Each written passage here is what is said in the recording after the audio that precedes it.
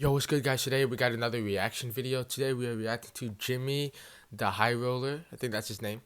But today we're reacting to Ben Simmons and when everybody knows you can't shoot.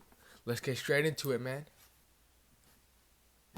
Question. If you were an NBA GM and your team made the playoffs, what would you do if once you got there, your young three-time All-Star put up 11 points per game on a measly 4.5 shots, shot a historically bad free throw percentage, refused to shoot a three despite being a guard, and was virtually unplayable in the closing moments of those big playoff games? I would sub him out ASAP. Because they had Steph Curry. I mean, not Steph Curry, I'm sure. They had Seth Curry at that time, and I think they still do. So I would sub him out, put Seth Curry as the point, or put Tyrese Maxey at the point. Like, I mean, that's what I would have done. Well, But if you were I the guess, 76ers I mean, Tyrese ownership, Maxey you'd does hand have this player a $177 million contract. Tyrese Maxey does have defense, so I would have put Tyrese at the point guard, and then put Seth at the shooting guard. You know, they would have to play more minutes, but who cares? They would love to play more minutes. Making him the 9th highest paid player in the entire league. That player being Ben Simmons. Now, I'd be lying if I said that Ben Simmons was the only overpaid player in the NBA. But Ben Simmons is a special case because not only has he underperformed in big moments, he doesn't even care. Earlier this week, Ben Simmons showed up to a 76ers practice in sweats, going half speed, with what appeared to be a phone in his pocket and everything other than playing basketball with the Sixers on his mind. This brings forcing your way out to a whole new level, and the Sixers suspended Simmons for one game because of this, which, if I had to make a guess, I would say he couldn't care less about, since Ben chose to sit out their following game. Simmons wants out of Philadelphia by any means necessary, but he isn't the first. But if he wants out of Philly, who would take him? Because they know what type of person he is. That if he doesn't want no drama, or like he wants drama, but he doesn't like know how to take care of it. So which team would want him? That's my question. Like, he's a great player. Everybody knows he's a great player, but like the way he's acting like Kyrie. And a lot of people don't. He's acting worse than Kyrie because he's not even playing. At least Kyrie did play when he wanted out, like in the Celtics. At least he played. This guy's like literally not playing when he wanted out against Sixers. First player to want out of a team. Back in 2018, Kawhi Leonard forced his way out of San Antonio by just not playing, suiting up Oh yeah, I for remember only that. 9 of the team's 87 games that season. In 2019, Anthony Davis forced his way out of New Orleans by, just not playing. Last season, James Harden forced his way out of Houston. Now, he didn't sit on the bench like Kawhi and AD. He just played so bad that he probably should have been on the bench. I mean, you want to take a guess at the exact moment Harden stopped giving a damn? Are Ben Simmons' actions in hopes of landing on a new team the most desperate and blatantly disrespectful we've ever seen? Well, it's debatable. A few seasons ago, Jimmy Butler wanted out of Minnesota, but Butler didn't get kicked out of practice for not wanting to participate. He did the opposite. The man whooped up on the Timberwolves starters with a bunch of third stringers while yelling, "You need me, you can't win without me." Possibly the most Jimmy Savage, Butler thing bro. I've ever heard. At least he like he showed that they need him. But like Ben Simmons, you don't even want him no more. Like, I don't know what's wrong with bro. Like, honestly, Sixers should just cut him because I don't think another team would pick him up unless like he gets his stuff straight and like doesn't care about drama so much. 97, Robert Horry forced his way to a trade by throwing a used towel onto his head coach's face in the middle of a game. This really happened, and Robert was in a Lakers uniform within a week. But over the last few seasons, the star player doing whatever it takes to get out of an organization has been trending upwards. Player empowerment is a good thing. Players should have the autonomy to dictate their future. But this is something completely different, because Simmons isn't Kawhi Leonard, or James Harden, or Anthony Davis. Facts. He isn't a generational talent, and his organization didn't betray him. In fact, you could argue the exact opposite. The 76ers have spent the last 4 seasons building a roster suited specifically for Ben's exceptional but very limited skill set. Ben argues that with the right pieces around him, he could reach his full potential. Right. What happens when you can't shoot? Bro, I still can't believe that, bro. Just Dog, he's right there at the rim. You got small Trae Young on you. He's a kid.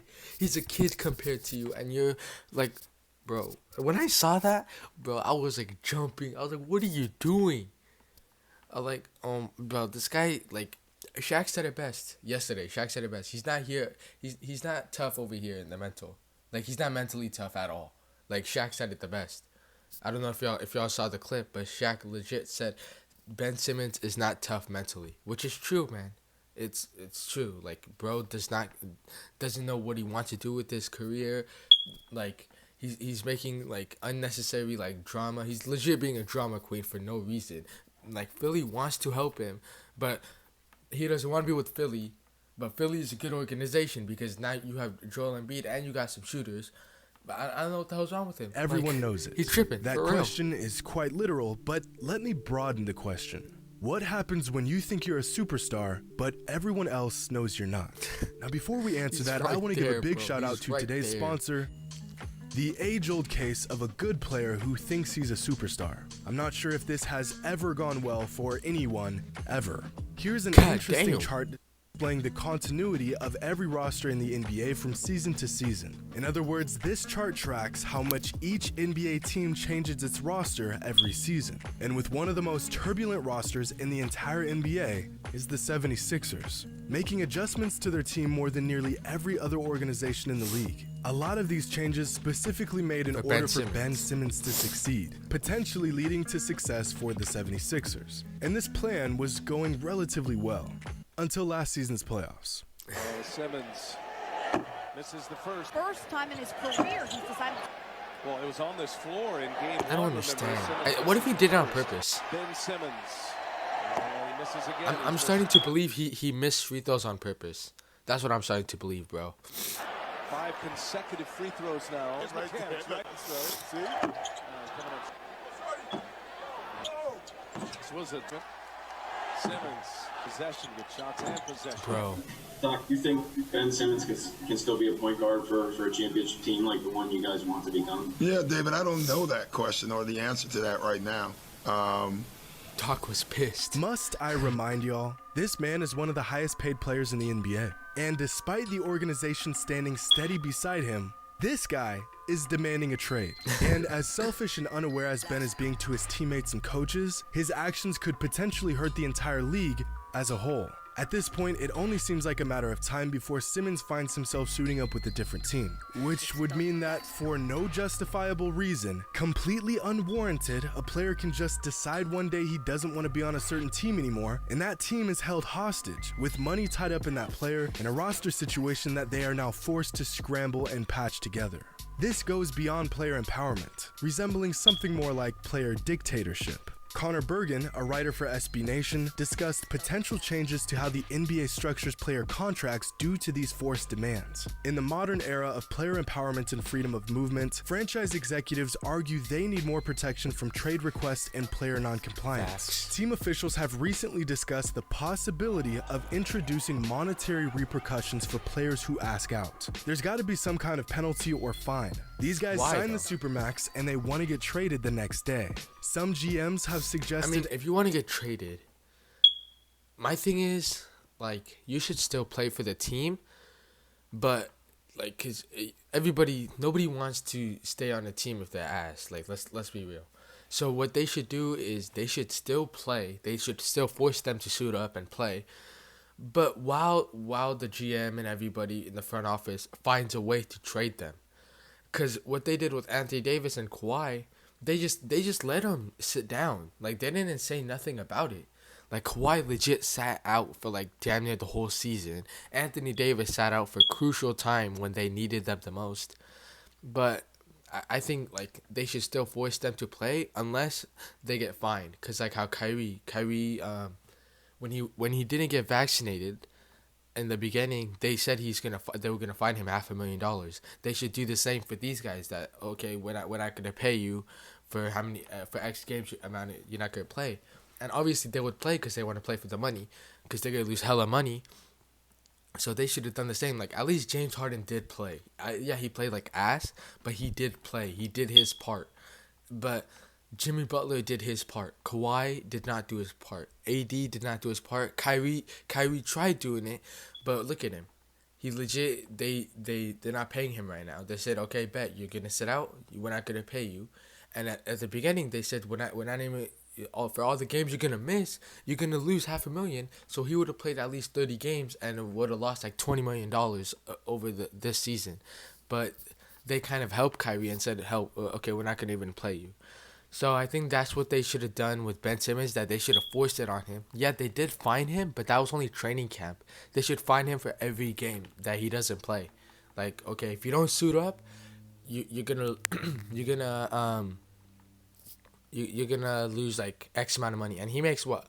He said $177 million. I mean, that's at least I think that's more than Kyrie. I think that is. But so he would lose like at least 25 million this season. So I think the organization should have done a better job in doing that, but we're already in a mess, so you can't go back. A penalty totaling up to 70% of a player's salary, which most GMs think would be a big enough fine to incentivize these players to stay put. But even a massive penalty like that wouldn't change anything at all. What happens when a player doesn't explicitly say he wants out, but instead just plays like trash? The team would have no choice but to trade that player, and since he didn't demand a trade, he wouldn't be penalized. Yeah, Harden was After smart with decades that. of ownership having all the leverage in these situations, players were given more power, and this is what happens when a player decides to abuse that power. But just imagine if a league was able to put together a plan that would prevent star players from leaving their teams prematurely. This would mean far less movement in the NBA, more parity, less teaming up of ultra-elite players and super teams. This could potentially create a league like we saw in the 90s and early 2000s, where every team had its star player, and that star player stuck with the team through thick and thin. A far-fetched but hopeful proposition. It's not like that. But the irony in this whole Ben Simmons People want situation super teams is that and stuff. there They don't are want to players in the league. There's no team right now that wants to create that wants to start from scratch. We're kind of seeing that with the Hawks, but Hawks did bring in players. Like they brought in Clint Capella, but you can't really start from scratch no more, because if you want to start from scratch, it's gonna take you at least 10 years to be with teams like this. Now, like you got the Lakers who are great, you got Nets who are great, you got Sixers who are, I would say, good if they trade Ben Simmons. And I mean, like, it's gonna be hard for you to start from scratch. That's why I wish people started from scratch. Teams started from scratch, and I'm saying that being a Lakers fan, we never really started from scratch either. But it would have been NBA would be more fun if people started from scratch, so you could know that, wow, we actually developed this team. This team, we didn't just buy this team, basically. We developed this team. And we're kind of seeing that with the Rockets right now. They got Jalen Green, Kevin Porter Jr., Josh Christopher. I mean, like, if they could do well, we could say Rockets did develop that team. But we don't know right now. Who knows? They might trade Jalen Green for Kyrie. Who freaking knows? We don't know nothing. That could So, justifiably pull a stunt like you can't this, really start from scratch but they don't. anymore. Damian Lillard has given his blood, sweat, and tears to the Portland Trail Blazers for the last 9 seasons. And despite the franchise doing little to accommodate his greatness, he remained... See, like, with Damian Lillard, he wants to be loyal with this team, right? Okay, I understand he wants to be loyal with this team. But he should tell the organization that, hey, develop these role players. Because if you look at it, if the other players are actually trying in practice, which it doesn't seem like players are trying in practice no more. It's more of just like pickup now. So they should be like, okay, we should put more hours in, so then the Blazers could be good. Because let's be honest, Blazers are going to be first or second round exits. We all know that. It's facts. So they should be like, okay, let's practice more.